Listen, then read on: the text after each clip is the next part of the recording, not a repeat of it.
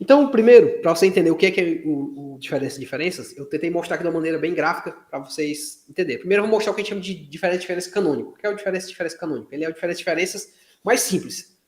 Se você entender esse aqui, você entende um pouco do que seria o diferença escalonado que a gente mostrou, tá?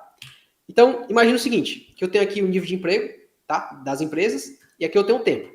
E eu divido esse tempo em duas partes. Uma parte que eu digo que é antes da política, ou seja, antes de eu receber o incentivo fiscal, e depois da política, depois que a empresa recebe o incentivo fiscal.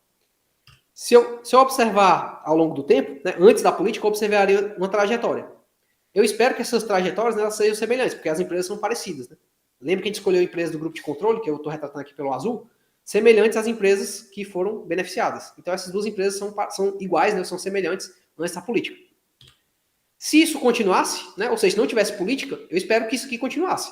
Ou seja, a empresa ia continuar seguindo a mesma trajetória, com a mesma distância aqui de uma para outra, tá? Só que uma vez que a política aconteceu, eu observei um salto aqui, certo? Então, a empresa vinha gerando uma determinada quantidade de empregos, quando passou a política, ela, deu um salto na quantidade de empregos. Então, o que acontece?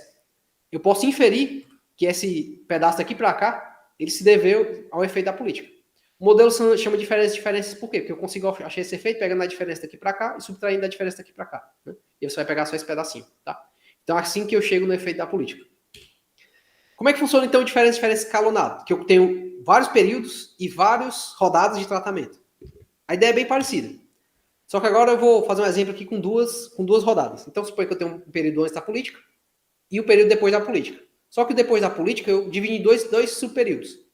Teve um período em que algumas empresas receberam e outras não, e depois outras empresas entraram. Tá? Então, no começo, nada mudou. Antes da política, todos os três grupos estavam andando paralelo uns aos outros. Aí, na primeira rodada, o primeiro grupo, né, que eu chamo que é o grupo vermelho aqui, recebeu o incentivo, então ele teve um salto, como era de se esperar. Esse que seria o efeito da política após um período. E no período seguinte, a segundo grupo recebeu o incentivo. Então esse aqui, que recebeu na segunda rodada, teria esse efeito aqui da política. Só que o que acontece? No período seguinte, o grupo vermelho continuou incentivado. Então a política continuou fazendo efeito. Então o que eu observo? Mais um efeito aqui. Tá certo?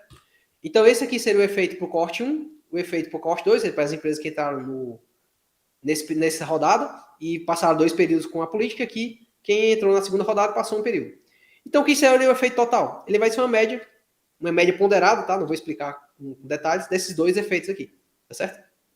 E eu posso ter mais outros detalhes que eu coloquei aqui, né? O que a gente chama de efeito calendário, que basicamente é qual seria o efeito médio de um período específico, ou seja, eu passar um ano recebendo incentivo fiscal, qual é o efeito? Isso é o que a gente chama de efeito calendário. E o efeito grupo é, tanto faz eu receber um período na primeira rodada, na segunda, o efeito de ter um ano é o mesmo? Então, é isso que a gente busca responder.